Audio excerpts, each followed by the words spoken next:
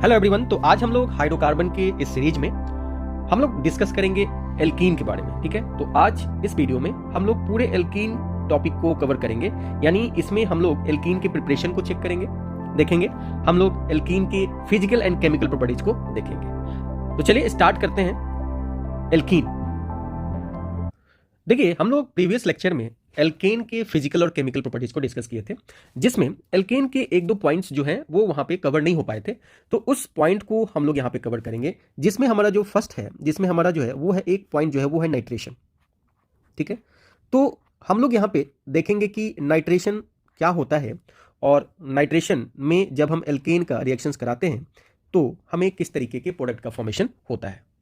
तो देखिए, नाइट्रेशन में हम लोग क्या करते हैं कि एल्केन का रिएक्शन हम लोग नाइट्रिक एसिड के साथ करते हैं, यानी आप यहां पे लिख सकते हैं कि व्हेन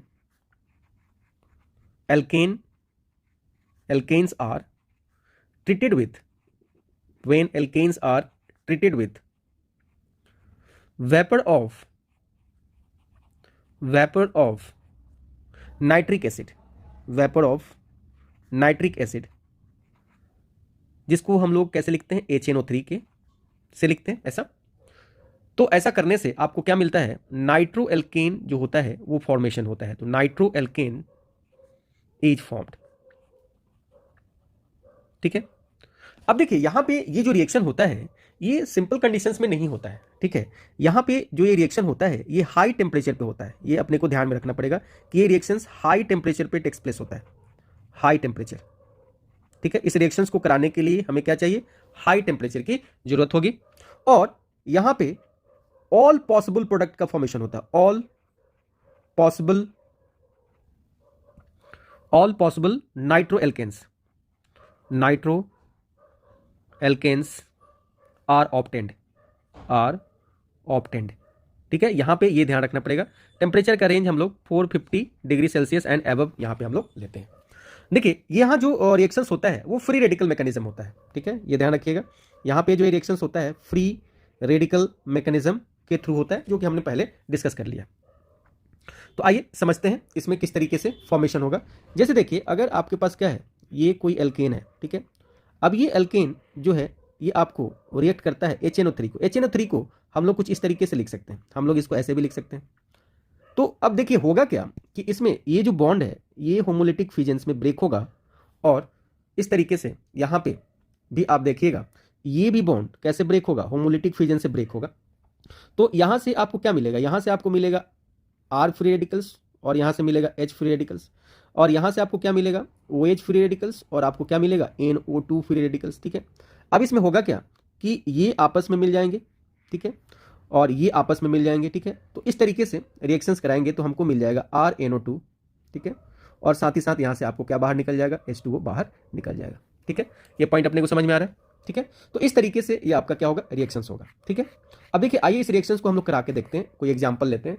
तो इसमें जितने भी पॉसिबल रिएक्शंस, जितने भी पॉसिबल क्या होगा, एल्केन का जो नाइट्रो एल्केन बनेगा वो सारे के सारे बनेंगे। जैसे देखिए, अगर मैं एक रिएक्शन ले रहा हूं, आपके पास है CH3, आपके पास है CH2, और ये है आपके पास CH3। ठीक है, अब देखिए अगर यहां पे आपको हीट देना है, अगर आप इसका रिएक्शंस किसके साथ करा रहे हो, HNO3 के साथ करा रहे हो, तो आप देखो यहां से कैसा कैसा प्रोडक्ट बनेगा। देखो, एक तो 3 कार्बन का प्रोडक्ट बनेगा, जो मैं डायरेक्ट ऐसे लिख रहा हूं, CH3 CH2 और आपका यहां पे बन जाएगा NO2। ठीक है, एक ऐसा हो जाएगा। ठीक है, कैसे बना, यहां पे क्या था, ये था हाइड्रोजन, तो ये हाइड्रोजन यहां से ब्रेक हो गया तो एक ये प्रोडक्ट बन गया। अब अगर ये यहां से ब्रेक हुआ, अगर ये यहां से ब्रेक होगा तो एक कार्बन का नाइट्रो एल्केन बनेगा और एक 2 कार्बन का नाइट्रो एल्केन बनेगा। हाँ या ना, हाँ या ना। ठीक है, ऐसा हो सकता है। दूसरा, अगर आप देखें तो यहां पे कार्बन हाइड्रोजन की अगर डिग्री देखें तो यहां पे 1 डिग्री हाइड्रोजन है, यहां पे 2 डिग्री है, यहां पे 1 डिग्री है। तो एक और प्रोडक्ट 3 कार्बन में आपका बन सकता है, और वो हो सकता है CH3CH, और यहां पे आपके पास क्या जुड़ जाएगा, NO2, और ये आपका हो जाएगा CH3। ठीक है, और क्या बन सकता है, अब देखिए अगर हम इस बॉन्ड को तोड़ते हैं तो एक इसका बना लीजिए और एक इसका बना लीजिए। ठीक है, तो अब आपके पास जो नेक्स्ट बनने वाला है वो है आपका 2 कार्बन का नाइट्रो एल्केन, तो CH3 CH2, और ये आपका हो गया NO2। और क्या होने वाला है, तो और एक कार्बन का बनने वाला है CH3, और ये आपका हो गया NO2। ठीक है, अगर आप यहां पे देखें, आपके पास यहां पे क्या हुआ है, तो यहाँ पे ये आपके अलग अलग प्रोडक्ट बने हैं, जैसे ये फर्स्ट हुआ, ये सेकंड हुआ, ये आपका थर्ड हुआ और ये आपका क्या हुआ, फोर्थ हुआ। तो अगर आपको इसमें पूछा जाए कि इसमें मेजर प्रोडक्ट कौन है, तो देखिए जी ये रिएक्शंस हो कैसे रहा है, तो ये रिएक्शन हो रहा है फ्री रेडिकल मैकेनिज्म के द्वारा। किसके द्वारा? फ्री रेडिकल मैकेनिज्म के द्वारा। तो फ्री रेडिकल मैकेनिज्म में जो इंटरमीडिएट आपको बनता है वो इंटरमीडिएट फ्री रेडिकल बनता है। और आप जानते हो कि 3 डिग्री जो फ्री रेडिकल्स होता है वो ज़्यादा स्टेबल होता है 2 डिग्री फ्री रेडिकल से और 1 डिग्री फ्री रेडिकल से, ठीक है। और हम जानते हैं कि जिस इंटरमीडिएट का स्टेबिलिटी ज़्यादा होता है उसका वो ज़्यादा स्टेबल प्रोडक्ट देता है। तो इस वाले केस में देखिएगा, यहाँ पे अगर देखिएगा तो इस वाले केस में आपको 2 डिग्री फ्री रेडिकल्स का फॉर्मेशन होने वाला है, ठीक है। यहाँ पे आपको कौन सा डिग्री होने वाला है? यहाँ पे आपको 1 डिग्री फ्री रेडिकल्स का फॉर्मेशन होने वाला है। यहाँ पे भी आप देखिएगा तो ये तो ब्रेक ही हो गया, तो यहाँ पे भी आपका 1 डिग्री फ्री रेडिकल्स है और यहाँ पे आपको सिंपल ये कंडीशन है, ठीक है। तो आप क्या देख रहे हैं कि जो यहाँ पे मेजर प्रोडक्ट होगा, जो मेजर प्रोडक्ट होगा वो मेजर प्रोडक्ट कौन होगा जी? तो ये वाला यहाँ पे मेजर प्रोडक्ट होगा, this will be major product, ठीक है। तो हम लोग इस तरीके से नाइट्रेशन कराते हैं, ठीक है। चलिए हम लोग नेक्स्ट एक और पॉइंट है उसको डिस्कस करते हैं जो कि है सल्फोनेशन। तो देखिए अब हम लोग जो नेक्स्ट अपना एल्केन का जो टॉपिक डिस्कस कर रहे हैं वो है हमारा क्या, दैट इज सल्फोनेशन, ठीक है। तो सल्फोनेशन में हम लोग क्या करते हैं, तो सल्फोनेशन में हम लोग रिएक्शंस कराएंगे किसका, तो हम लोग रिएक्शंस कराते हैं एल्केन का किसके साथ, सल्फ्यूरिक एसिड के साथ, ठीक है। तो देखिए ये भी रिएक्शंस फ्री रेडिकल्स मैकेनिज्म के साथ चलता है, तो मैं यहाँ पे लिख देता हूँ कि ये भी रिएक्शंस फ्री रेडिकल मैकेनिज्म के जैसा होता है। यहाँ पे फ्री रेडिकल मैकेनिज्म के थ्रू ही ये आपका रिएक्शंस होता है, ठीक है। इसमें भी हम लोगों को हाई टेम्परेचर लेना पड़ता है, ठीक है। और यहाँ पे ये बात याद रखिए कि जो भी आप यहाँ पे एल्केन लेंगे, ठीक है, जो भी आप यहाँ पे एल्केन लेंगे इसमें नंबर ऑफ कार्बन एटम जो होने चाहिए या तो 6 होने चाहिए या तो 6 से ज़्यादा होने चाहिए या उसमें 3 डिग्री हाइड्रोजन क्या होने चाहिए, प्रेजेंट होने चाहिए, ठीक है। ये कंडीशन है जी, उसमें 3 डिग्री हाइड्रोजन क्या होने चाहिए, प्रेजेंट होने चाहिए, तो वो रिएक्शन कर जाएगा। कैसे करता है देखिए, पहले सिंपल देख लेते हैं। जैसे ये R है और ये H है, अब ये किसके साथ रिएक्ट कर रहा है, ये रिएक्ट कर रहा है H2SO4 को हम ऐसे भी लिख सकते हैं, ठीक है। अब देखिए ये आपको फ्री रेडिकल की तरह ब्रेक करता है। हाई टेम्परेचर पे जो रिएक्शंस होते हैं वो फ्री रेडिकल्स की तरह होते हैं, मतलब फ्री रेडिकल्स का ही फॉर्मेशन उसमें होता है। तो फाइनली ये हमारा क्या बन गया, ये आपका बन गया RSO3H, ठीक है, और प्लस आपको क्या बन गया, H2O का फॉर्मेशन हो गया, ठीक है। अब ये जो आप एल्केन ले रहे हो ये एल्केन कैसे होने चाहिए, हायर एल्केन होने चाहिए जिसमें नंबर ऑफ कार्बन एटम या तो 6 के इक्वल हो या 6 से ज़्यादा हो, या अगर कोई भी एल्केन ले रहे हैं जिसके पास अगर टर्शियरी हाइड्रोजन है, ठीक है। जैसे आप देख लीजिए यहाँ पे आपके पास क्या है, ये CH3 है, ये आपके पास क्या है CH3 है, ये भी आपका CH3 है और यहाँ पे कार्बन है और इससे अटैच जो हाइड्रोजन है ये कैसा है, तो ये हाइड्रोजन 3 डिग्री हाइड्रोजन है। अगर आप इसका रिएक्शन किसके साथ करा देते हैं, अगर आप इसका रिएक्शन किसके साथ करा देते हैं, सल्फ्यूरिक एसिड के साथ करा देते हैं, तो ऐसे केस में आपको क्या बन जाएगा, तो ऐसे केस में जो आपको मिलेगा वो आपको क्या मिलेगा, यहाँ पे इस तरीके का SO3H का फॉर्मेशन मिल जाएगा, ठीक है। तो आप यहाँ पे देख सकते हैं ये आपका क्या हो गया, CH3 हो गया, ये आपका क्या हो गया, CH3 हो गया, ये आपका कार्बन है और ये आपका CH3 हो गया, ठीक है। और यहाँ से क्या बाहर निकल जाएगा, H2O बाहर निकल जाएगा। तो ये कुछ रिएक्शन थे, ठीक है, जो कि एल्केन टॉपिक से बिलोंग करते हैं, जिसमें हमने आज नाइट्रेशन को देखा और सल्फोनेशन को देखा। तो चलिए अब हम लोग स्टार्ट करने जा रहे हैं हाइड्रोकार्बन का जो अपना नेक्स्ट टॉपिक है वो है एल्कीन, ठीक है। और देखिए एल्कीन के बारे में हम लोग जानते हैं कि एल्कीन का जो जनरल फॉर्मूला होता है वो होता है CN और H2N, ठीक है। जहां N की वैल्यू हम कहां से पुट करते हैं, 2 और इसके ऑनवर्ड पुट करते हैं। यानी अगर आप N की वैल्यू 2 पुट करते हैं तो आपको इसका फर्स्ट मेंबर मिलता है और वो मिलता है C2H4, ठीक है। और इसको हम लोग क्या बोलते हैं, इसको हम लोग बोलते हैं इथीन, ठीक है। ये पॉइंट अपने को समझ में आ गया एंड सो ऑन, आगे आप करते चलिए। यानी यहां पे जब भी आप इनके स्ट्रक्चर की बात करेंगे तो इसमें एटलीस्ट एक कार्बन डबल बॉन्ड कार्बन तो आएंगे ही आएंगे, ठीक है। ये पॉइंट अपने को समझ में आया। अब देखिए इस कंपाउंड को, ठीक है, अगर हम बोले तो एल्कीन को हम लोग क्या बोलते हैं, अनसैचुरेटेड हाइड्रोकार्बन बोलते हैं, अनसैचुरेटेड हाइड्रोकार्बन बोलते हैं। क्यों अनसैचुरेटेड बोलते हैं, तो हम ऑलरेडी इनका डेफिनेशन जान चुके हैं, क्योंकि हमने पढ़ा था हाइड्रोकार्बन जिसमें कार्बन और कार्बन के बीच में अगर डबल बॉन्ड आने लगे या ट्रिपल बॉन्ड आने लगे तो ऐसे हाइड्रोकार्बन को हम लोग क्या बोलते हैं, अनसैचुरेटेड हाइड्रोकार्बन बोलते हैं। अब देखिए यहां पे आपको IUPAC नाम नोमेनक्लेचर के लिए बात किया जाएगा, ठीक है। तो देखिए IUPAC नोमेनक्लेचर हम ऑलरेडी डिस्कस कर चुके हैं, इसमें मैं आपको यहां पे बता देता हूं। देखिए यहां पे जो जनरल जो आपका जो भी टर्म होगा वो लगेगा ही, लेकिन यहाँ पे जो आपका प्राइमरी सफिक्स लगेगा, ठीक है, प्राइमरी जो सफिक्स लगेगा जो वर्ड रूट के बाद लगता है वो यहाँ पे आपको लगेगा, और वो लगेगा ENE इन, ठीक है। अब देखिए अगर हम यहाँ पे आइसोमेरिज्म की बात करें तो आइसोमेरिज्म भी हम डिस्कस कर चुके हैं ऑलरेडी, लेकिन मैं आपको यहाँ पे बता देता हूँ कि आइसोमेरिज्म की अगर आप यहाँ पे डिस्कस करेंगे तो एल्कीन किस तरह का आइसोमेरिज्म शो करता है। तो देखिए जो है ये स्ट्रक्चरल आइसोमेरिज्म भी शो करता है, ठीक है, स्ट्रक्चरल आइसोमेरिज्म भी आपको क्या होता है, शो करता है। अब स्ट्रक्चरल में आप क्या दे सकते हैं, स्ट्रक्चरल में अगर आप देखेंगे तो ये आपको CI भी शो कर सकता है, ठीक है, ये आपको क्या शो कर सकता है, PI भी शो कर सकता है, ये आपको रिंग चेन आइसोमर्स भी आपको शो कर सकता है। तो इतने यहाँ पे आप देख सकते हैं। इसके अलावा अगर आप स्टीरियो आइसोमेरिज्म की बात करें तो उसमें ये ज्योमेट्रिकल आइसोमेरिज्म शो करते हैं, ठीक है, ज्योमेट्रिकल भी आपको ये शो करते हैं। तो इतने ये आपको आइसोमेरिज्म यहाँ पे आप दिखा सकते हैं, किसमें, एल्कीन के केस में। देखिए हम इस टॉपिक में डिस्कस करेंगे जनरली प्रिपरेशन के मेथड को डिस्कस करेंगे, इनके फिजिकल प्रॉपर्टीज को डिस्कस करेंगे और इनके केमिकल प्रॉपर्टीज को डिस्कस करेंगे। तो चलिए अब हम स्टार्ट करने जा रहे हैं प्रिपरेशन के मेथड।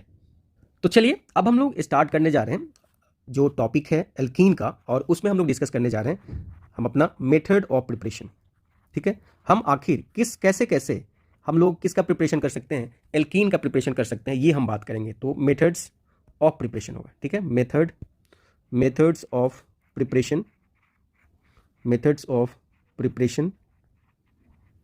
ऑफ एल्कीन, ठीक है। तो देखिए हम लोग यहाँ पे एल्कीन के प्रिपरेशन के अलग अलग मेथड को हम लोग यहाँ पे क्या करने जा रहे हैं, डिस्कस करने जा रहे हैं। तो देखिए जो सबसे फर्स्ट हम लोग बात करने जा रहे हैं, फर्स्ट जो प्रिपरेशन मेथड की बात करने जा रहे हैं वो करने जा रहे हैं फ्रॉम अल्काइन, ठीक है, फ्रॉम अल्काइन। देखिए हमने अल्काइन से क्या किया था, हमने अल्काइन से एल्केन भी बनाया था, ठीक है, और हम अल्काइन से एल्कीन भी बनाने जा रहे हैं। तो देखिए हमने क्या पढ़ा था, एक प्रोसेस पढ़ा था रिडक्शन। क्या पढ़ा था, हमने एक प्रोसेस देखा था रिडक्शन, ठीक है। रिडक्शन में हम लोग अगर बात करें तो हमने वहाँ पे डिस्कस किया था कि रिडक्शन में हम लोग पाई बॉन्ड को किस में बदल देते हैं, सिग्मा बॉन्ड में बदल देते हैं, ठीक है। रिडक्शन में हम लोग क्या करते हैं कि हाइड्रोजन को ऐड करते हैं। रिडक्शन में हम लोग क्या करते हैं, ऑक्सीजन को एलिमिनेट करते हैं, फ्लोरीन को एलिमिनेट करते हैं, मतलब एक्स को एलिमिनेट करते हैं, ऐसा लिख लीजिए। आप हेलोजन को वहाँ से एलिमिनेट करते हैं, ये माइनस दे रहा हूँ मैं, माइनस साइन के साथ हम इसको दे रहे हैं कि ये एलिमिनेट कर रहे हैं, और वहाँ से हम नाइट्रोजन को भी एलिमिनेट कर रहे थे। तो ये था रिडक्शन की कहानी। लेकिन अगर रिडक्शंस की बात करें होने के बेसिस पे, तो देखिए रिडक्शंस को हम लोग दो तरीके से कराते हैं, ठीक है। एक को बोलते हैं कंप्लीट रिडक्शन, एक को हम क्या बोलते हैं, कंप्लीट रिडक्शन, और एक को हम बोलते हैं पार्शियल रिडक्शन, या पार्शियल या इनकम्प्लीट भी बोल सकते हो, पार्शियल रिडक्शन, ठीक है। तो पार्शियल रिडक्शंस में हम लोग बात करेंगे जनरली कि अगर आप ट्रिपल बॉन्डेड कार्बन ले रहे हैं तो ये ट्रिपल बॉन्डेड कार्बन जाके कहाँ बदल जाएगा जी, डबल बॉन्ड में बदल जाएगा, ठीक है। तो ये कंप्लीट, यानी आप इसको हाइड्रोजिनेशन बोल सकते हैं, ठीक है। मैं इसको ऐसे भी बोल सकता हूँ कंप्लीट हाइड्रोजिनेशन, इसको हम क्या बोल सकते हैं, कंप्लीट हाइड्रोजिनेशन, ठीक है। और इसको मैं क्या बोल सकता हूँ, इसको मैं बोल सकता हूँ पार्शियल हाइड्रोजिनेशन, ठीक है, पार्शियल हाइड्रोजिनेशन, ठीक है। तो ये पॉइंट अपने को यहाँ पे समझना है, ठीक है। क्या समझना है, देखिए यहाँ पे इस बात को ध्यान में रखिएगा। हमने क्या पढ़ा था कि अगर आप ये R ले रहे हो, C है और ये आपका ट्रिपल बॉन्ड है, और ये C है और ये आपका क्या है, R है, ठीक है। अगर इसका रिएक्शंस अगर आप हाइड्रोजन के साथ करा देते हो, और यहाँ पे आप क्या लेते हैं, या तो आप PD ले लीजिए, या तो आप PT ले लीजिए, या तो आप निकल ले लीजिए, ठीक है, ये एज ए कैटलिस्ट का काम करते हैं। तो ऐसे केस में आप क्या देखेंगे कि ये पूरा का पूरा जो आपका हाइड्रोजन है, मतलब ये ट्रिपल बॉन्ड है, ये पूरा का पूरा सिंगल बॉन्ड में आपका बदल जाएगा, और देखिए यहाँ पे ये आपका ऐसा हो गया। यानी यहाँ पे आप क्या देख रहे हैं, यहाँ पे आप देख रहे हैं कि ये आपका एल्काइन तो है, ठीक है, लेकिन आपको बना क्या, आपको यहाँ पे जो प्रोडक्ट मिला वो मिला आपको एल्केन, ठीक है। तो यहाँ पे जो रिएक्शन हो रहा है, यहाँ पे जो रिएक्शन हो रहा है, ये कंप्लीट हाइड्रोजिनेशन हो रहा है। ये क्या हो रहा है, ये आपका कंप्लीट हाइड्रोजिनेशन हो रहा है, यानी यहाँ कंप्लीट रिडक्शन हो गया, कंप्लीट हाइड्रोजिनेशन हो रहा है। हमें यहाँ पे कुछ ऐसा, यहाँ पे देखिए इसके जगह पे हमें कुछ ऐसा कैटलिस्ट लेना पड़ेगा जो रिडक्शन तो कराए लेकिन इस ट्रिपल बॉन्ड को सिर्फ डबल बॉन्ड तक ही ले जाए, उसके बाद ये आगे की तरफ नहीं ले जाए, ठीक है। तो ये पॉइंट को अपने को समझना है। यहाँ पे अब अपने को क्या करना है ये देखिए। तो देखिए हमें यहाँ पे जो रिडक्शंस कराना है वो रिडक्शंस कैसे होना चाहिए, यहाँ पे जो हमको हाइड्रोजिनेशन कराना है वो हाइड्रोजिनेशन होना चाहिए पार्शियल हाइड्रोजिनेशन। क्या होना चाहिए, पार्शियल हाइड्रोजिनेशन। पार्शियल हाइड्रोजिनेशन का क्या मतलब हुआ कि यहाँ पे आप हाइड्रोजन को ऐड तो कर रहे हो, लेकिन ये पूरा के पूरे ट्रिपल बॉन्ड को सिंगल बॉन्ड में नहीं बदल रहा है, तो यहां पे आपको पार्शियल हाइड्रोजनेशन करना है। अब देखिए पार्शियल हाइड्रोजनेशन के लिए जो हम लोग कैटलिस्ट यूज करेंगे वो हम लोग यूज करते हैं पीडी किसके साथ, चारकोल के साथ। ठीक है, यहां सी लिखा रहेगा तो इसको आप चारकोल बोलिए, या अगर आप बोलिएगा तो यहां पे आप इसको, यहां पे क्विनोल भी लेना पड़ता है। आपको क्या लेना पड़ता है, यहां पे आपको क्विनोल लेना पड़ता है। यानी यहां देखिएगा एरो के जो नीचे होगा आपको देखिएगा ऐसा विथ क्विनोल, हम इसको बोल सकते हैं विथ क्विनोल, क्विनोलाइन लिखिए, विथ क्विनोलाइन। ठीक है, इसमें होता क्या है कि जो पैलेडाइज चारकोल होता है इसको हम लोग क्या बोलते हैं, इसको हम लोग बोलते हैं this is called palladise charcoal, this is palladised charcoal, charcoal. अब यहां पे जो ये क्विनोलाइन लेते हैं, ये क्विनोलाइन एज अ पॉइजन काम करता है। एज अ क्या काम करता है, पॉइजन काम करता है। पॉइजन हम इसको क्यों बोल रहे हैं, क्योंकि ये क्विनोलाइन इस पैलेडाइज चारकोल को डीएक्टिवेट कर देता है। क्या कर देता है, डीएक्टिवेट कर देता है। ठीक है, ताकि ये फर्दर रिडक्शंस नहीं करा पाए, ये फर्दर आपको क्या हाइड्रोजनेशन नहीं करा पाए। तो ये इतना कंडीशंस आपको देखना है। अब देखिए यहाँ पे ये जो पैलेडाइज चारकोल जो होता है, ये जो हम लोग लेते हैं, इसको हम लोग लिंडलर्स कैटलिस्ट के नाम से भी जानते हैं। तो यहाँ पे अगर आपसे पूछा जाए कि लिंडलर्स कैटलिस्ट क्या होता है, तो लिंडलर्स कैटलिस्ट अगर आपसे पूछा जाए तो लिंडलर्स कैटलिस्ट के बारे में आप बोल सकते हैं कि ये क्या होता है, ये आपको पार्शियली डीएक्टिवेटेड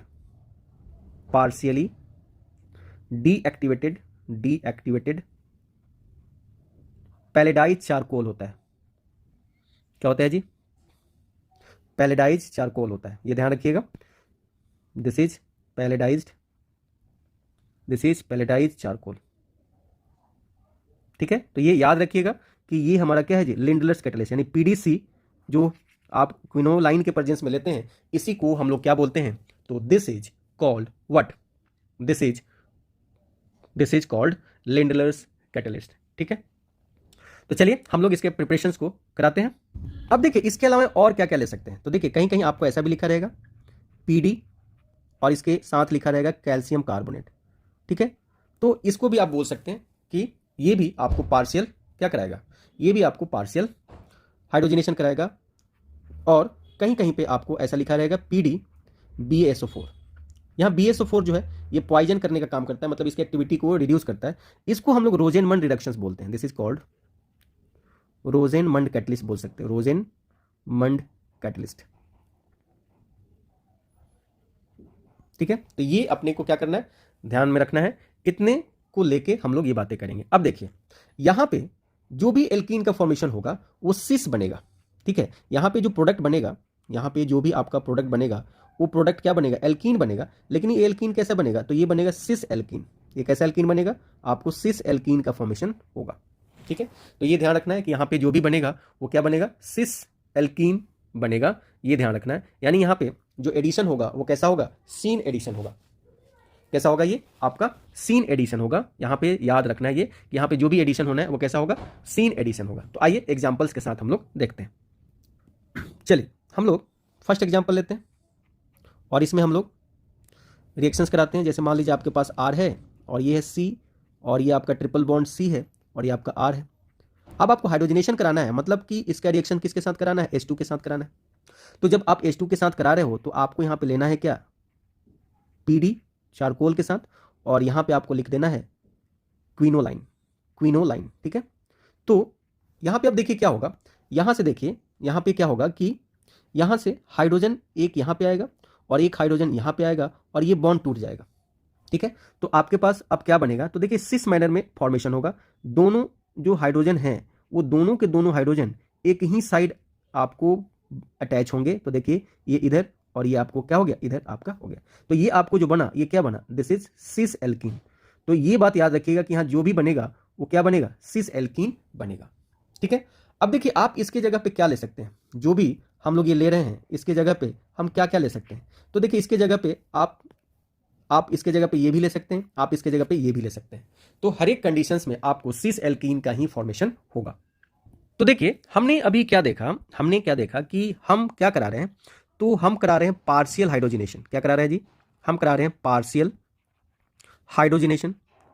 पार्शियल हाइड्रोजिनेशन में हम लोग किसको किसको यूज करते हैं वो हम यहाँ पे देख सकते हैं। तो देखिए, पार्शियल अगर हाइड्रोजिनेशन कराना है तो पार्शियल हाइड्रोजिनेशन को हम लोग जब कराते हैं तो यहाँ पे आप देखते हैं क्या कि आप यहाँ पे क्या क्या लेते हैं। तो देखिए, आप यहाँ पे पीडी, चारकोल और इसके साथ क्विनोलाइन लेते हैं, क्विनोलाइन, ठीक है, ये कहानी है। दूसरा आप क्या लेते हैं, PD, calcium carbonate, calcium carbonate CaCO3 लिखता हूं, CaCO3, ठीक है, आप इसको लिंडलस कैटलिस्ट बोल सकते हैं। और आप लेते हैं पीडी BaSO4, BaSO4, ठीक है। तो इतने कंडीशंस में अगर आप देखिएगा, इतने कंडीशंस में अगर आप देखिएगा तो जो यहाँ पे प्रोडक्ट मिलेगा, जो इनके द्वारा प्रोडक्ट आपको दिए जाएंगे, जो यहाँ पे प्रोडक्ट दिए जाएंगे, ये प्रोडक्ट मिलेंगे आपको सिस एल्कीन। क्या मिलेगा आपको, सिस एल्कीन। यानी यहाँ पे सीन एडिशन होगा। यहाँ पे कैसा एडिशन होगा, यहाँ पे आपको सीन एडिशन आपको होने वाला है हाइड्रोजन का, ठीक है। लेकिन लेकिन लेकिन अगर आप यही केस बदल दीजिएगा, अगर आप सोडियम या लिथियम को आप लिक्विड अमोनिया में अगर लेते हैं, किस में लेते हैं, लिक्विड अमोनिया में अगर लेते हैं, तो ऐसे केस में एल्कीन तो बनेगा, बिल्कुल सही है, ऐसे केस में एल्कीन तो बनेगा, लेकिन एडिशन हो जाएगा एंटी एडिशन। ये क्या कहलाएगा, एंटी एडिशन ऑफ हाइड्रोजनेशन होगा। हाइड्रोजन एंटी मैनर में ऐड होगा और यहाँ पे जो आपको प्रोडक्ट मिलेगा, यहाँ पे जो आपको क्या मिलेगा जी, प्रोडक्ट मिलेगा, वो प्रोडक्ट एल्कीन तो मिलेगा, लेकिन वो क्या होगा, ट्रांस एल्कीन मिलेगा। वो आपको क्या मिलेगा, ट्रांस एल्कीन का फॉर्मेशन होगा। तो ये यहाँ पे याद करने वाला कंडीशंस है कि कहाँ पे सिस होगा और कहाँ पे, ठीक है। देखिए, इसके अलावा भी जितने भी मेटल के प्रेजेंस में आपने कैटालिसिस देखा था, जैसे या निकल के प्रेजेंस में, पीडी के प्रेजेंस में, पीटी के प्रेजेंस में, वो सब सीन एडिशन था। लेकिन यहाँ पे अगर आप देखिएगा, जब ये इस तरीके का केस होता है तो यहाँ पे आपको, तो जहाँ भी ये यूज किया जाता है, यहाँ पे भी ये कैटालिस्ट यूज किया जाता है, उस रिएक्शंस को हम लोग बर्च रिडक्शंस बोलते हैं। उसको हम लोग क्या बोलते हैं, that is called birch catalyst के नाम से भी जानते हैं, कैटालिस्ट, ठीक है। तो इसको हम लोग बर्च कैटलिस्ट बोलते हैं और रिएक्शंस को बर्च रिडक्शंस भी हम लोग बोलते हैं। तो आइए एक बार फिर से हम इसको समराइज कर लेते हैं। देखिए, अगर आपके पास R है, C है, ट्रिपल बॉन्ड C है और R है, ठीक है। अगर आप, ठीक है, यहाँ पे मैं लिख रहा हूँ बीच में ताकि आप अच्छे से समझ पाएं। अगर आपके पास ये है और अगर इनका रिएक्शंस, इनका आप रिएक्शंस करा रहे हैं, यहाँ पे लिखो तो बेटर होगा, अगर आप इनका रिएक्शंस करा रहे हैं, ठीक है, इनका दो तरीके से हम रिएक्शन करें। अगर मैं इनके साथ हाइड्रोजन को ऐड कर रहा हूँ, ठीक है, लेकिन अगर मैं परजेंस कैसा ले रहा हूँ, तो अगर मैं परजेंस किसका ले रहा हूँ, अगर मैं लिख देता हूँ PDC, ठीक है, और क्विनोलाइन लेता हूँ, क्विनोलाइन, ठीक है, तो यहाँ पे जो हमारा एल्कीन बनता है उसको थोड़ा ध्यान से देखिएगा। यहाँ पे जो आपका एल्कीन बनता है वो एल्कीन सिस एल्कीन का फॉर्मेशन होता है। कैसा होता है, सिस एल्कीन का फॉर्मेशन होता है। This is cis alkene, this is cis alkene, ठीक है। लेकिन अगर यही रिएक्शंस अगर आप किसके साथ कराते हैं, अगर यही रिएक्शन सोडियम लीजिए या लिथियम लीजिए, लेकिन इसको किस में लेना है आपको, लिक्विड अमोनिया में लेना है। किस में लेना है, लिक्विड अमोनिया में लेना है। तो ये रिएक्शंस कुछ बदल जाता है और ये कैसा होता है, तो ये आपको ट्रांस हो जाता है। देखिए, C डबल बॉन्ड C और ये इधर हो गया R और यहाँ पे हो गया H और यहाँ पे हो गया H। तो यहाँ पे जो आपको एल्कीन मिला वो कैसा मिला, वो मिला आपको ट्रांस एल्कीन। तो आपको यहाँ पे क्या मिल गया, ट्रांस एल्कीन। इसी रिएक्शंस को हम लोग बर्च रिएक्शंस के भी नाम से जानते हैं या बर्च रिडक्शंस के नाम से भी जानते हैं और इस कैटलिस्ट को हम लोग बर्च कैटलिस्ट के नाम से भी जानते हैं। तो ये पॉइंट अपने को ध्यान में रखना है। अब यहाँ पे एक चीज़ ध्यान रखिएगा, क्या ध्यान रखना है, यहाँ पे आपको एक नोट ले लीजिए। नोट क्या है, बहुत इंपॉर्टेंट नोट है। नोट ये है कि जो टर्मिनल अल्काइंस है वो बर्च रिडक्शन नहीं देते हैं। ये पॉइंट लिख लीजिएगा कि जो टर्मिनल जो एल्काइंस होते हैं, अभी जो आप लिए हुए टर्मिनल एल्काइन नहीं है, इसमें ट्रिपल बॉन्ड बीच में है, तो terminal alkynes do not give birch reduction, do not give birch reduction, ठीक है। तो ये पॉइंट बहुत इंपॉर्टेंट है, इसको हम लोग सजा के रखेंगे, ठीक है। इसका क्या मतलब हुआ, इसका ये मतलब हुआ कि अगर आपके पास ये देखिए एल्कीन है और ये C ट्रिपल बॉन्ड C है और देखिए ये H है, इसको बोलते हैं टर्मिनल। क्या बोलते हैं इसको हम लोग, टर्मिनल। अगर आप इसका रिएक्शन किसके साथ करा देते हैं, सोडियम और लिक्विड अमोनिया के साथ कराते हैं, लिक्विड अमोनिया के साथ कराते हैं, तो ये कुछ इस तरीके का प्रोडक्ट बना लेता है। R C triple bond C, ये हो गया नेगेटिव, ये हो गया आपका सोडियम प्लस और साथ ही साथ यहाँ से बाहर निकल जाता है क्या, H2। ठीक है, तो यहाँ पे आप देख लीजिए कि जो रिएक्शंस हुआ यहाँ पे एसिड बेस टाइप का रिएक्शन हो रहा है, जिसमें से हाइड्रोजन यहाँ से क्या हो रहा है जी, बाहर निकल रहा है। अब देखिए हम सेकेंड मेथड की बात कर रहे हैं, और अभी हमने जो फॉर्मेशन किया किसका, एल्कीन का, उसका हमने फॉर्मेशन किया एल्काइन से। अब जो हम बात करने जा रहे हैं वो बात करेंगे फ्रॉम एल्कोहल। ठीक है, हम एल्कोहल से भी एल्कीन का फॉर्मेशन करेंगे। ठीक है, लेकिन कैसे करेंगे जी, एल्कोहल में तो सिंगल बॉन्ड होता है। ठीक है, देखिए जी ध्यान से सुनिए, जहाँ पे ट्रिपल बॉन्ड था, ठीक है, इसको आपने किस में बदल दिया, डबल बॉन्ड में बदल दिया। तो यहाँ पे तो एडिशन रिएक्शन हो रहा था, क्या हो रहा था, यहाँ पे एडिशन रिएक्शन हो रहा था। लेकिन अगर कहीं भी सिंगल बॉन्ड है और इस सिंगल बॉन्ड को अगर आपको डबल बॉन्ड में बदलना है, तो यहाँ के लिए जो रिएक्शन होगा वो रिएक्शन होगा एलिमिनेशन रिएक्शन, एलिमिनेशन रिएक्शन। ठीक है, यहाँ पे आपको एलिमिनेशन रिएक्शन कराना पड़ेगा, यानी एडिशन और एलिमिनेशन एक दूसरे के अपोजिट होते हैं। एलिमिनेशन और क्या होते हैं जी, एडिशन, ये एक दूसरे के क्या होते हैं, अपोजिट होते हैं, देख लीजिए आप। ठीक है, एडिशन और एलिमिनेशन एक दूसरे के क्या होते हैं, अपोजिट होते हैं। एडिशन में एक पाई बॉन्ड 2 सिग्मा बॉन्ड में बदलता है जी, और एलिमिनेशन में आप देखोगे कि यहाँ पे 2 सिग्मा बॉन्ड आपको एक पाई बॉन्ड में क्या होता है जी, चेंज होता है। तो ये थोड़ा सा आपको ध्यान में रखना है। तो देखिए एल्कोहल है और एल्कोहल से आपको क्या करना है, एल्कीन बनाना है। तो यहाँ पे जो हम लोग प्रोसेस करेंगे वो करेंगे dehydration, by dehydration, by dehydration. Dehydration का क्या मतलब होता है, अगर आप सिंपल समझिए तो इसको हम बोलते हैं रिमूवल ऑफ वाटर।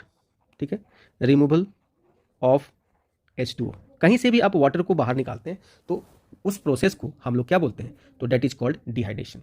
ठीक है, तो ये जो डिहाइड्रेशन है, ये डिहाइड्रेशन कैसा रिएक्शन है, तो देखिए ये एक एलिमिनेशन रिएक्शन है। कैसा है, ये आपको क्या है, एलिमिनेशन रिएक्शन है। एलिमिनेशन का क्या मतलब हुआ, रिमूवल हो रहा है यहाँ से, तो ये आपका एक तरीके का क्या है जी, एक एलिमिनेशन रिएक्शन है। यानी डिहाइड्रेशन में आप क्या करते हो कि आप एलिमिनेट करते हो वाटर मॉलिक्यूल्स को। ठीक है, और यहाँ पे हम लोग जो डिहाइड्रेशन कराते हैं वो जनरली हम लोग एसिड कैटलाइज्ड, ठीक है, यहाँ पे हम लोग एसिड कैटलाइज्ड डिहाइड्रेशन कराएंगे। क्या कराएंगे हम लोग यहाँ पे, एसिड कैटलाइज्ड, कैटलाइज्ड हम लोग क्या करेंगे, डिहाइड्रेशन कराएंगे, एसिड कैटलाइज्ड डिहाइड्रेशन कराएंगे। तो देखिए डिहाइड्रेशन कराने के लिए हम जिस एजेंट को लेते हैं उस एजेंट को बोलते हैं डिहाइड्रेटिंग एजेंट। ठीक है, तो यहाँ पे जो हम लोग रिएजेंट यूज करेंगे, रिएजेंट जो हम लोग यहाँ पे यूज करेंगे, ठीक है, इस रिएजेंट को हम लोग जनरली डिहाइड्रेटिंग एजेंट भी बोलते हैं। क्या बोलते हैं, डिहाइड्रेटिंग एजेंट, डिहाइड्रेटिंग एजेंट भी हम इसको बोलेंगे। तो देखिए डिहाइड्रेटिंग एजेंट आपको क्या क्या लेना चाहिए, तो देखिए डिहाइड्रेटिंग एजेंट में आप लेते हो, फर्स्ट में लिख लो concentrated sulphuric acid, concentrated sulphuric acid और हीट। अगर आपके पास एल्कोहल है और उसमें कंसंट्रेटेड सल्फ्यूरिक एसिड है और हीट है, तो आप सीधा सीधा बोल दो कि भाई ये क्या होने वाला है, ये H2O यहाँ से बाहर निकलने वाला है। दूसरा concentrated, concentrated phosphoric acid H3PO4, और यहाँ पे भी हम लोग क्या करते हैं, हीट देते हैं। थर्ड देखिए, ये सारा याद रखना है अपने को। थर्ड देखिएगा KHSO4, पोटेशियम हाइड्रोजन सल्फेट, और आप यहाँ पे क्या करते हो, हीट करते हो। या कभी कभी आपको सिंपली ऐसे दे दिया जाता है H+ आयन, मतलब ये एसिड से आया हुआ है और यहाँ पे ये आपका H+ आयन है और यहाँ पे हीट दे दिया जाता है। तो देखिए ये इतने जो हैं ये सब के सब क्या है, these alls are what, these alls are dehydrating agent. ये सब के सब क्या होते हैं, डिहाइड्रेटिंग एजेंट होते हैं। तो देखिए डिहाइड्रेटिंग एजेंट क्या करेंगे, आइए पहले समझते हैं। देखिए आपके पास ये एल्कोहल है CH3, ये आपके पास है CH3, और ये आपके पास क्या है CH3, और देखिए यहाँ पे आपके पास क्या है OH। अभी आपको पूरा का पूरा रिएक्शंस में क्या है, इस पूरे रिएक्शन में सिर्फ सिग्मा बॉन्ड है। अब आप क्या करते हो, यहाँ पे लेते हो कंसंट्रेटेड सल्फ्यूरिक एसिड है H2SO4, और इसको करते हो हीट। ठीक है, क्या करते हो, इसको करते हो आप हीट। तो देखो होगा क्या, यहाँ से क्या होता है कि ये इधर और ये बाहर निकल जाता है। ठीक है, ये इधर यानी यहाँ से H+ बाहर निकलता है और इधर से OH- बाहर निकल जाता है, और आपको यहाँ पे क्या बन जाता है, देख लीजिए आपको बन गया CH3, ये बन गया C, और यहाँ पे आ गया डबल बॉन्ड CH2। ठीक है, और इधर आपके पास आ गया CH3, और यहाँ से क्या बाहर निकल गया, वाटर बाहर निकल गया। ठीक है, तो इसी प्रोसेस को हम लोग क्या बोलते हैं, डिहाइड्रेशन ऑफ एल्कोहल।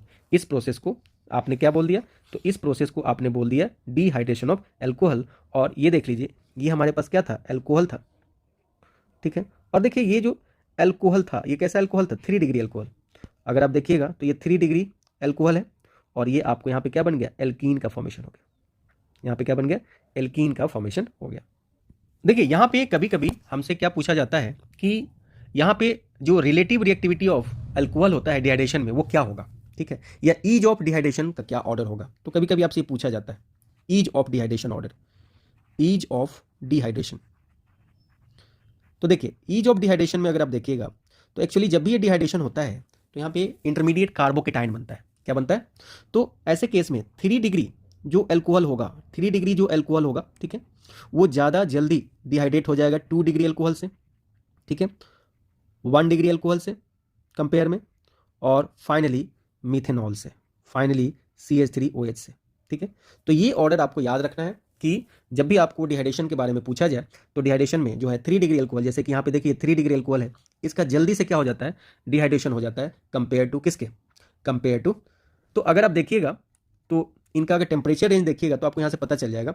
यहाँ पे जो टेम्परेचर रेंज होता है, ठीक है, यहाँ पे जो टेम्परेचर रेंज हम लोग लेते हैं डिहाइड्रेशन कराने के लिए 170 से 180 डिग्री सेल्सियस के रेंज में लेते हैं। यहाँ पे देखिए, यहाँ पे लीजिएगा तो 100 डिग्री सेल्सियस से 140 डिग्री सेल्सियस के रेंज में लेते हैं, जबकि 3 डिग्री के केस में ये 25 डिग्री सेल्सियस से लेके 80 डिग्री सेल्सियस के बीच में हो जाता है रिएक्शन। तो इसलिए 3 डिग्री का जो रेट है वो फास्ट होगा कंपेयर टू किसके, कंपेयर टू अदर अल्कोहल, ठीक है।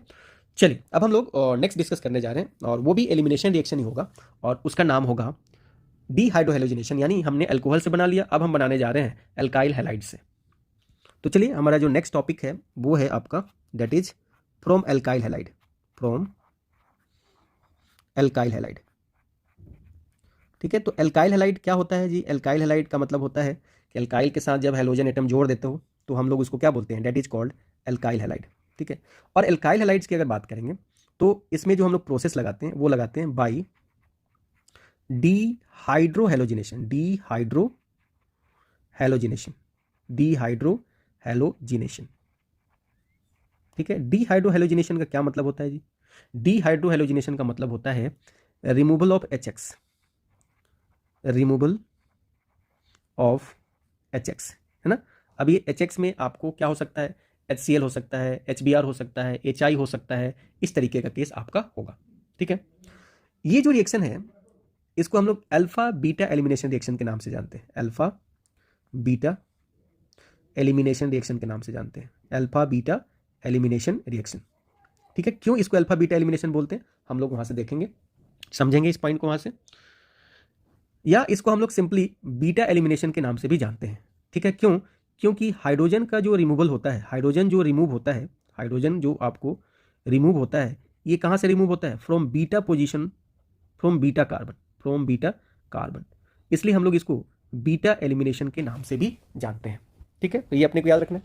अब ध्यान रखना है, देखिए यहाँ पे जो आपको रिएजेंट लेना है, ठीक है, यहाँ ध्यान रखिएगा, यहाँ पे जो रिएक्शन कराना है वो कराना है एल्कोहलिक KOH के प्रेजेंस में, किसमें, एल्कोहलिक KOH के प्रेजेंस में, और यहाँ पे आपको हीट लेना है। थोड़ा सा मैं आपको रिमाइंड करा दूं, देखिए 2 केस होता है, अगर आप एल्कोहलिक KOH और अगर हीट लेते हैं तो ऐसे केस में एलिमिनेशन रिएक्शन होता है, ये ध्यान रखना पड़ेगा आपको, एलिमिनेशन रिएक्शन होता है, ठीक है। लेकिन अगर आप एल्कोहलिक की जगह पे एक्वस ले लिए, एक्वस KOH ले लिए और आपने वहाँ पे कुछ हीट दे दिया तो वहाँ पे सब्स्टिट्यूशन रिएक्शन होगा, सब्स्टिट्यूशन, सब्स्टिट्यूशन रिएक्शन होगा। तो ये बात अपने को ध्यान रखना है कि देखिए दोनों में सिर्फ मीडियम का चेंज है, एक में आपने अल्कोहल ले लिया है और एक में आपने क्या ले लिया है, एक्वस ले लिया है, सॉल्वेंट बदल दिया है, तो सॉल्वेंट बदलने से आपका रिएक्शंस भी क्या हो गया जी, चेंज हो गया। तो ये पॉइंट अपने को याद रहेगा। अब देखिए हमारे पास क्या है, देखिए CH3 है, ये CH है और इस हाइड्रोजन को मैं यहाँ लिख रहा हूँ, और यहाँ पे आपके पास CH है और यहाँ पे मैं X लिख रहा हूँ और ये 2 है। अब देखिए मैं अगर इसका रिएक्शन किसके साथ करा दूँ, एल्कोहलिक KOH के साथ करा दूँ और हम क्या कर दें, हीट कर दें, तो देखिए होता क्या है, ये बॉन्ड इधर की तरफ आएगा और ये बॉन्ड बाहर निकल जाता है, यानी ये प्लस बन के आएगा और ये माइनस बन के आएगा, ठीक है।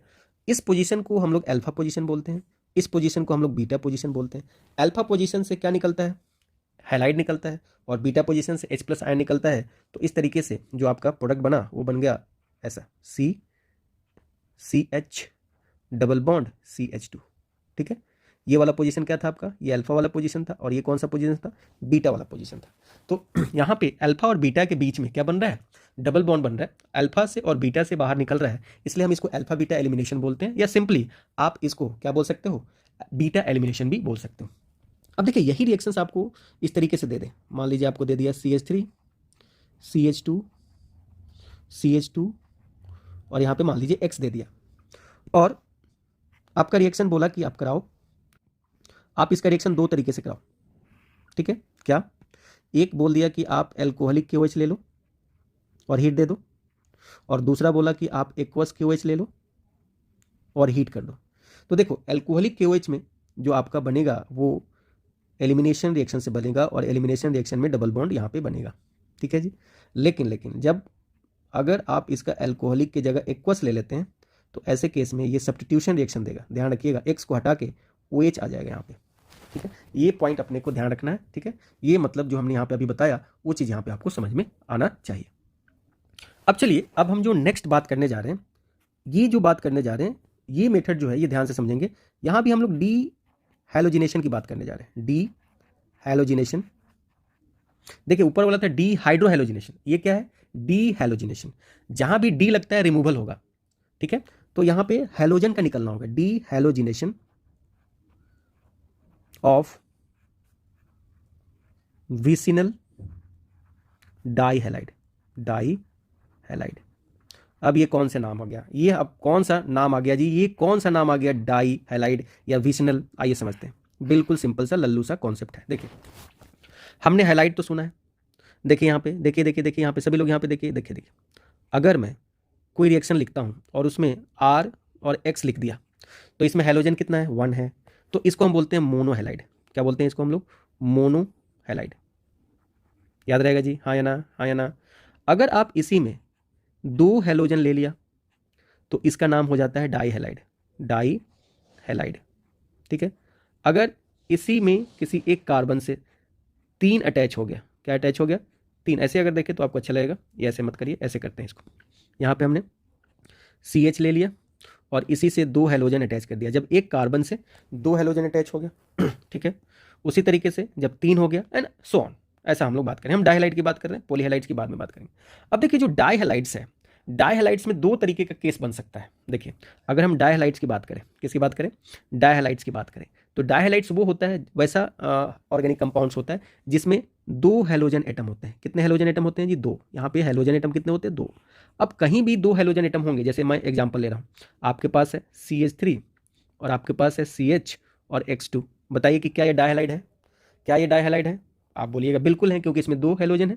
दूसरा अगर मैं एग्जांपल लूँ, यहाँ पे लिया CH2 और यहाँ पे लिया X और यहाँ पे भी लिया CH2 और यहाँ पे लिया X।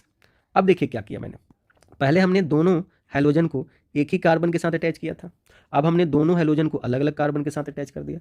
तो देखिए जब दोनों हैलोजन, जब दो हैलोजन एटम, जब 2 हैलोजन एटम क्या हो, same atom, same carbon atom के पास हो, सेम कार्बन एटम के पास हो, सेम कार्बन एटम से अटैच हो, तो इस तरीके के डाइहैलाइड्स को बोलते हैं जेम डाइहैलाइड्स। क्या बोलते हो, जेम डाइहैलाइड्स या जेमिनल डाइहैलाइड्स भी हम लोग इसको।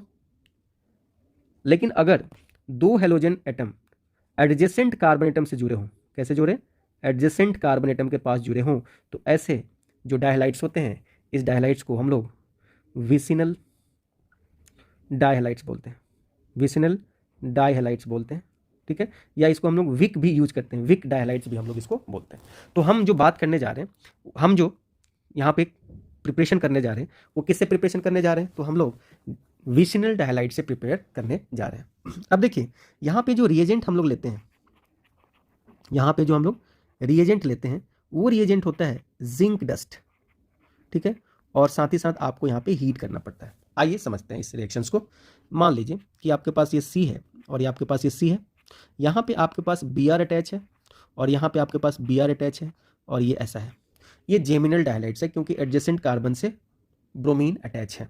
अब आपने यहाँ Zn डस्ट ले लिया, ठीक है, और हीट कर दिया, तो देखिए क्या होता है, यहाँ से ये दोनों ब्रोमीन जो होते हैं, ये दोनों जो ब्रोमीन होते हैं, ये इसके साथ चले जाते हैं, ठीक है, और यहाँ पे डबल बॉन्ड आपका क्रिएट हो जाता है, ठीक है। तो अब आप देखिए यहाँ पे ये हो गया C और ये हो गया डबल बॉन्ड C ऐसा, और यहाँ पे आपको निकल गया क्या, ZnBr2, क्या निकल गया, ZnBr2। ठीक है, आप इसको ऐसे लिख सकते हो, CH3 CH2 लिखता हूँ, यहाँ पे आपके पास क्या है जी, Br है, यहाँ पे आपके पास क्या है CH2, यहाँ पे आपके पास क्या है Br2, और आप इस रिएक्शंस को इसके साथ करा दीजिए तो आपके पास क्या बन गया CH2 डबल बॉन्ड CH2 और प्लस यहाँ से क्या निकल गया, यहाँ से निकल गया ZnBr2। ठीक है, ये कहीं भी आप करा सकते हो, रिंग में भी अगर ऐसा रिएक्शन हो तो रिंग के साथ भी करा सकते हो। जैसे देखो ये रिंग में है, ये आपके पास Br है, एडजेसेंट कार्बन के साथ जुड़ा हुआ है। देखो आप यहाँ पे यही ले लो जिंक डस्ट और हीट कर दो तो आपके पास देखिएगा कि ये दोनों निकलेंगे और यहाँ पे डबल बॉन्ड आ जाएगा और ये आपका हो जाएगा ZnBr2। तो देखिए यहाँ पे हमने प्रिपरेशन ऑफ एल्कीन को कंप्लीट कर लिया। अब हम जो बात करने जा रहे हैं, अब जो हम लोग डिस्कस करने जा रहे हैं टॉपिक, वो टॉपिक डिस्कस करने जा रहे हैं physical properties, physical properties of alkene. तो फिजिकल प्रॉपर्टीज में हम लोग क्या क्या देखते हैं, तो देखिए फिजिकल प्रॉपर्टीज में हम लोग सबसे फर्स्ट जो देखेंगे, पहली बात करेंगे, वो बात करेंगे हम लोग फिजिकल स्टेट की। ठीक है, तो लीजिए पहले हम बात कर लेते हैं फिजिकल स्टेट की। फिजिकल स्टेट का मतलब कि ये किस स्टेट में एग्जिस्ट करते हैं, कौन गैस होते हैं, कौन लिक्विड होते हैं, ये इस तरीके की बात करते हैं। ठीक है, तो देखिए अगर आप कार्बन 1, कार्बन 2 और कार्बन 3 मेंबर के जो एल्कीन देखेंगे, ठीक है, ये जो एल्कीन होते हैं, ये एल्कीन जो होंगे ये गैस होते हैं। ये क्या होते हैं, गैस होते हैं। यानी चल नहीं समझ में आया, यानी यहाँ पे कार्बन देखिए, फर्स्ट मेंबर तो इसका कहाँ से शुरू होता है, फर्स्ट मेंबर इसका शुरू होता है जी, फर्स्ट मेंबर जो शुरू होता है वो 2 से शुरू होता है, तो C2 C3 और C4, यानी आप लिख सकते हो C2H4 गैस होगा जी, और क्या गैस होगा C3H6 गैस होगा, और क्या गैस होगा C4H8। ठीक है, तो आप इसको लिख सकते हो फर्स्ट 3 मेंबर। ठीक है, ये फर्स्ट 3 मेंबर जो हैं एल्कीन के, ये फर्स्ट 3 मेंबर जो हैं एल्कीन के, ये फर्स्ट 3 मेंबर जो हैं किसके, एल्कीन के, ये गैसियस स्टेट में होते हैं। ठीक है, ये आपको गैसियस स्टेट में होते हैं, अभी हमने आपको बता दिया कि ये आपको गैस में होते हैं। नेक्स्ट 14, ठीक है, मतलब क्या कि नेक्स्ट 14 यानी C4 से आगे नेक्स्ट 14 अगर आप करोगे तो नेक्स्ट 14 जो मेंबर्स होंगे, वो नेक्स्ट 14 मेंबर्स जो होंगे वो लिक्विड्स में मिलेंगे आपको। ठीक है, वो लिक्विड स्टेट में मिलेंगे। और 14 से भी ऊपर, ठीक है, हायर एल्कीन, हायर जो एल्कीन होंगे जो 14 से ऊपर होंगे, ठीक है, वो आपको सॉलिड में मिलेंगे। ठीक है, वो आपको किस में मिलेंगे, सॉलिड में मिलेंगे। यहां पे एक दो पॉइंट और डिस्कस हम करेंगे। क्या, देखिए ये होता है C2H4, इसको हम लोग बोलते हैं इथीन। क्या बोलते हैं, इसको बोलते हैं हम लोग इथीन। जो इथीन होता है ये कलरलेस होता है, ये आपको कलरलेस गैस होता है, और इसमें स्वीट स्मेल होता है, फेंट स्वीट स्मेल इसमें होता है, स्वीट स्मेल। ठीक है जी, एंड रेस्ट जो होते हैं, ठीक है, ये याद रखिएगा, रेस्ट जो एल्कीन होते हैं, रेस्ट एल्कीन मतलब इथीन को अगर आप छोड़ दीजिए तो वो सबके सब कलरलेस तो होते ही हैं, सबके सब कैसे होते हैं, कलरलेस तो होते हैं, साथ ही साथ ऑर्डरलेस भी होते हैं, उसमें स्मेल नहीं होता है, तो वो ऑर्डरलेस भी होते हैं। तो ये इकलौता जो है इथीन है, इसी में स्वीट स्मेल होता है, बाकी किसी में कोई स्मेल नहीं होता है। ठीक है, तो हमने फिजिकल स्टेट को यहाँ पे हमने क्या कर लिया, डिस्कस कर लिया। अब हम जो बात करेंगे वो बात करेंगे सॉलिबिलिटी की। ठीक है, तो चलिए नेक्स्ट पॉइंट डिस्कस करते हैं, सॉलिबिलिटी। तो चलिए अब हम लोग जो नेक्स्ट फिजिकल प्रॉपर्टी डिस्कस कर रहे हैं वो है हमारा सॉलिबिलिटी। ठीक है, जैसे हमने एल्केन में भी सॉलिबिलिटी को डिस्कस किया था, उसी तरीके से हम यहाँ भी सॉलिबिलिटी को डिस्कस करेंगे। ठीक है, तो देखिए जो आपका एल्कीन होता है, ठीक है, ये आपको इनसॉल्युबल होता है किसमें, ये आपको इनसॉल्युबल इन वाटर। ठीक है, क्योंकि ये पोलार नेचर का नहीं होता है, लेकिन ये फेयरली सॉल्युबल होता है in non polar solvent, Fairlie soluble in non polar solvent, non polar solvent. और नॉन पोलार सॉल्वेंट हम लोग यहाँ पे क्या बोलेंगे, नॉन पोलार सॉल्वेंट में आप बेंजीन ले सकते हो C6H6, आप ईथर ले सकते हो, ठीक है, आप पेट्रोलियम ले सकते हो, ठीक है। तो ये सब जो है आपको नॉन पोलर सॉल्वेंट है और इसमें ये डिजॉल्व होता है। नेक्स्ट जो हम बात करने जा रहे हैं वो हम लोग डिस्कस करने जा रहे हैं बॉइलिंग पॉइंट, ठीक है। तो अगर आप बॉइलिंग पॉइंट की बात करें, ठीक है, तो देखिए बॉइलिंग पॉइंट के बारे में हम लोग ऑलरेडी डिस्कस किए हैं, वही चीज़ यहाँ पे भी आपको क्या करना है, देखना है। तो अगर आप बॉइलिंग पॉइंट की बात करें तो बॉइलिंग पॉइंट जो होता है वो आपको इंक्रीज होगा, ठीक है, जैसे जैसे इनका मॉलिक्यूलर वेट बढ़ेगा। मॉलिक्यूलर वेट जैसे जैसे इनका क्या होगा, बढ़ेगा, ठीक है, या जैसे जैसे इनका साइज क्या होगा, इंक्रीज होगा, वैसे वैसे इनकी बॉइलिंग पॉइंट भी क्या होता है जी, इंक्रीज होता है, ठीक है।